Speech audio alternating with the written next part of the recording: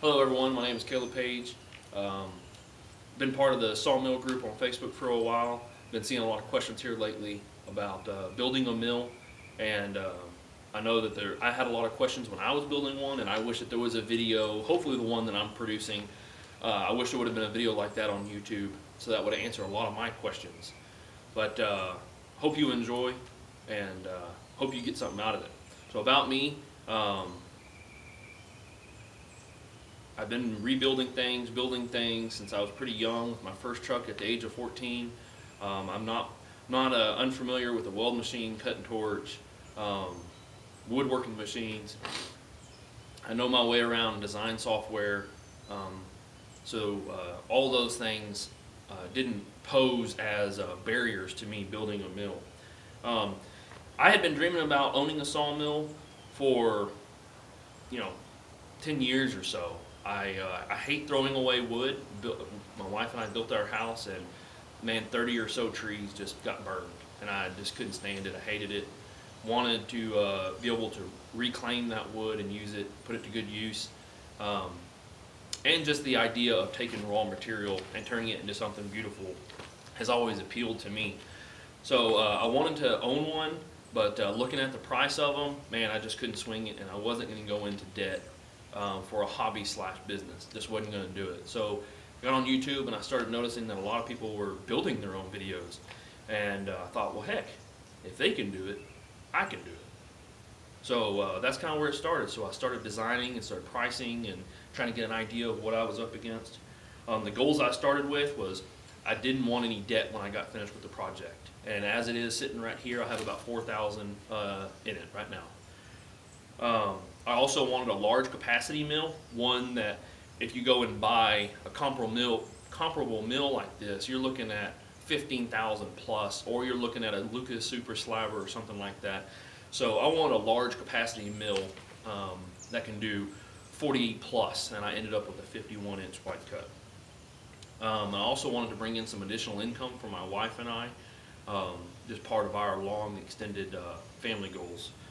And I went with the materials that I chose the materials that I currently have, because if I was going to build it, I wanted to build the best mill that I possibly could and not take any shortcuts. So whether it was heavy materials, the frame, the steel wheels, a large motor, accurate, good belt engagement. The things that I chose because I was trying to build the heaviest and best mill that I possibly could, given the limited knowledge that I have. So some things that I would consider if you're looking at building a mill, some of the things you need to consider is, why are you wanting to do this? Is it retirement? Is it because it's a hobby? Are you wanting to make money? You need to get in your mind, why are you wanting to build a mill? And then what are you cutting? Are you going to be cutting oak or pine or cedar, or large capacity, small capacity? If you think that 90% of your logs are going to be 24 and less, then maybe a large capacity mill like this isn't for you, and one more suitable that's smaller and easy to get around, move around, it'd be best. So, and then obviously, what is your budget? I've heard some guys say, can I build a mill for less than $1,000? Well, I have seen some YouTube videos where guys claim that they built one for less than $1,000. Granted, that is getting an old motorcycle and recycling the front tire and the rear tire and the engine and the chain system. Is it possible? Yes, it's possible. Is it probable, and are you going to make money with the mill? I would say the probability is not great. If you're going to be making money, you really want to try to build the best mill and the most accurate that you can. And a recycled motorcycle is going to be more for your hobby, and not necessarily for somebody that you're going to be doing a lot of commercial work or selling to individuals. They're going to be coming to you for work. Before I end this video, I wanted to come up with and lay a couple of things on you to keep in mind when you're building. There's more than one way to build a mill. Man, you look at all the different manufacturers. There's so many out there now that have all the different ways that they build their mill, and no one way is right over the other. There are some mills that are better, and there are some mills that are not as good. And just keep in mind that, you know, the mill that you build is not going to look like anybody else's. It's going to be personalized to you. It's going to have your own touches, but that doesn't make it good or bad. It just makes it yours. I'm not endorsing anybody in this video. I'm going to name drop several websites, several manufacturers. I'm not endorsing any of them. I'm just calling them out because that's who I used. I'm also not getting paid for any of this video either. I'm doing it solely because I wish that there was a video like this when I was building my mill, and I hope it helps y'all out. I will probably not answer all of your questions that y'all had or that you will have throughout the sawmill project.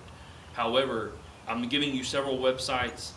Go to those websites, look at all the details of all the mills and everything, soak in all the details that you can, and you'll probably be able to get your own answers or be able to make safe assumptions on how to build your mill.